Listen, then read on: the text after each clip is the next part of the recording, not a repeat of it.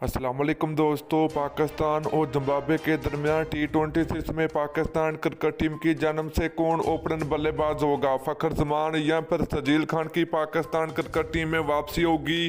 तो मुकम्मल तफसील आप लोगों को आज किस वीडियो में आप लोगों को बताएंगे।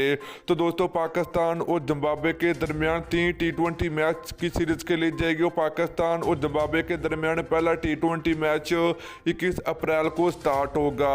तो दोस्तों, आज किस वीडियो में आप लोगों को बताएंगे कि पाकिस्तान क्रिकेट टीम के कप्तान बाबर आजम ने जिम्बाब्वे के खिलाफ टी20 सीरीज के लिए पाकिस्तान क्रिकेट टीम के ओपनर का ऐलान कर दिया। तो मुकम्मल तफसील आप लोगों को इस वीडियो में मिलेगी। तो दोस्तों, अगर आप लोग चैनल पर पहली मरतबा तो बराए बेबानी बिल्कुल फ्री में चैनल को सब्सक्राइब करके साथ लगी बेल आइकन जरूर प्रेस कर देनी है, ताकि आप लोगों को पाकिस्तान और जिम्बाब्वे के दरमियान टी20 सीरीज की अपडेट सबसे पहले इसी चैनल के ऊपर मिलती रहेगी।